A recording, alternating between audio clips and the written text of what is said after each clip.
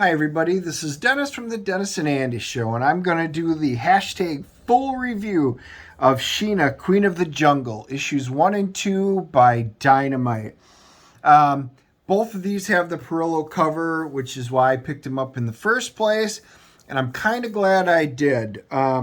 Wasn't sure what to expect from it, but let's kind of delve in and take a look at this. Stephen Mooney, Jethro Morales, they wound up doing them. Like I said, both of these were the Parillo, the Lucio Parillo cover.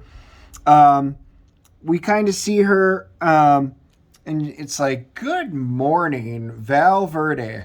Anyway, so there's an alarm clock that's waking her up, and Valverde's where she's from. And she's waking up and she goes, this is so strange. Like, why am I here? What is that? She always has great names for him, like a Kawadi flyer, this deep in the forbidden zone. What is this? Enough with the insufferable chatter. Worse than Mayaman. And of course, there's the note for parrots. So, she's thinking that she's still in the jungle. And then she wakes up and she's like, oh, not exactly in the jungle anymore. So then she finds out, well, hi there, Blondie. We wear clothes here. She goes, she expected to be in her homeland, and she's not there. She goes, wow, we obviously didn't, meet on very good terms. Well, I'm surprised you weren't fully armed to the teeth. Oh, I figured we were all cordial right about now, and you can see all the armed guards. She's not very happy with being clothed. This clothing is beyond restrictive. But then restriction is your goal here, is it not? So she's on her way to Cardwell Industries, where she gets to find out. She thinks that she's going there for a particular reason, but it looks like that it's not exactly what she was thinking. She goes, oh, Miss Mayatana, Rachel Livingston Cardwell to see Miss Jeffries. Oh, she's on the penthouse, 60th floor. Ah, my smallest cage yet. Whoa, it's an elevator. Oh, you're messing with me again. Indeed, your entertainment value is why I let you live. So obviously there's no love loss, and we can see her coming in. Ah, well, look at you. My word, aren't you wearing the hell out of that pantsuit? You. Why have you brought me here? Where are my friends? She smashes right on the table. Friends, oh, you mean your pets. Insult them one more time. Oh, apologies. I think this will explain everything. Lights. The lights go down. And they're showing something on the screen. She's already got one of the guys in a chokehold, already beat the hell. Valverde, home of the largest untouched rainforest on Earth. Basically, it goes through and said that this is a zoologist's dome, that they're protecting this part of the rainforest for it. She explains that while her parents also had the love of the jungle, that they left a lot of money behind, and they were there to create this dome. But, something went wrong. She goes, see, your parents do love it like you do. But this was basically the beta test, and things went wrong. She goes, we've got tourists that went in there, and nobody's responding. We basically sent in a rescue crew, and that didn't go well. So she goes, well, why would I help you? And she's basically like, because your pets are there. So if you want to save your pets, you need to save everybody. So she goes, they put her in a suit. She winds up parachuting down, and then actually winds up getting into the jungle. So she starts, she's very good, obviously, at the jungle. She goes, how large is this place? It's a big glass. Well, it's actually not glass. It's reinforced polymer composite. This place is bleeding edge.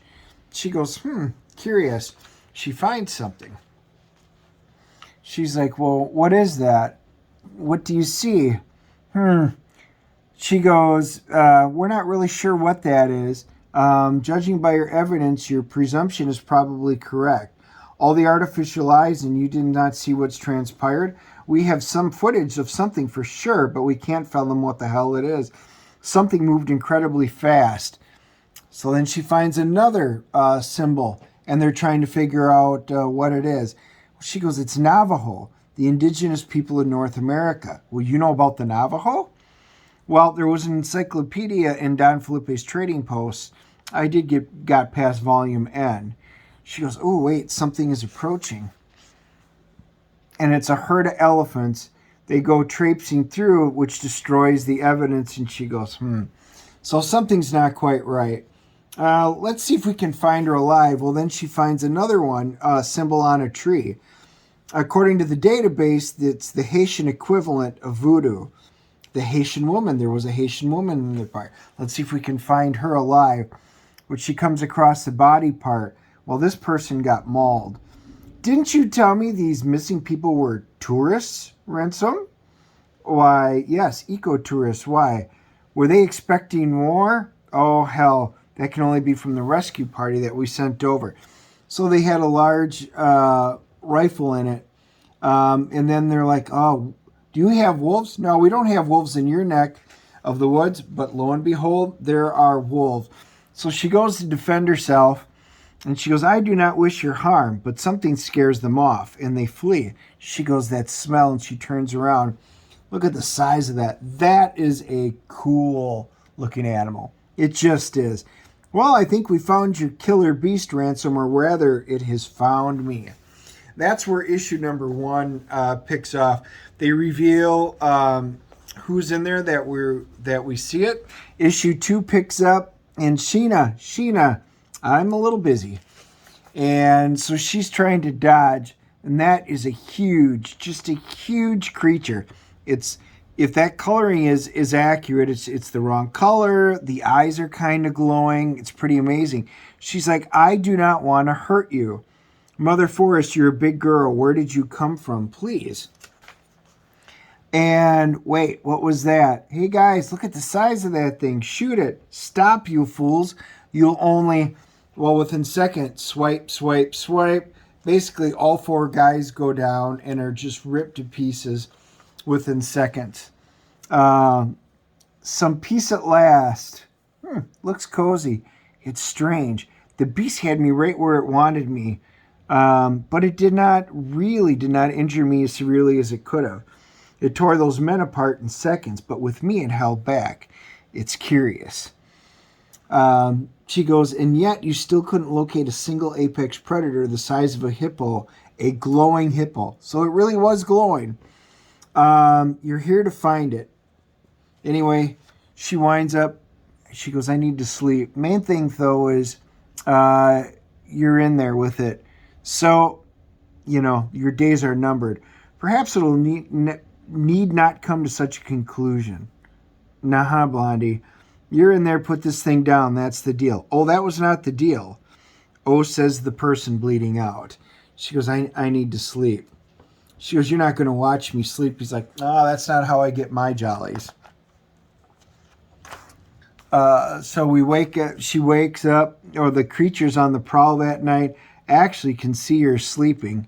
She wakes up. She had put some, bandaged it up to help her, so obviously she's feeling better. She comes across another one. Look, the first one looks in keeping with the others, all right, but there's no record of these particular symbols in any of our databases. Having trouble with the second one, but one of our eggs head reckons it might be Native American.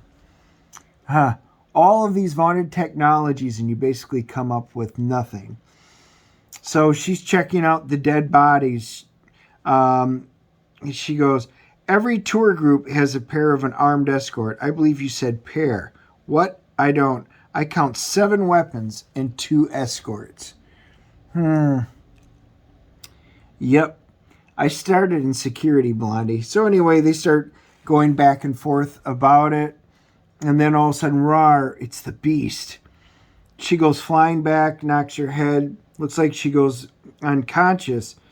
The creature walks up, sniffs.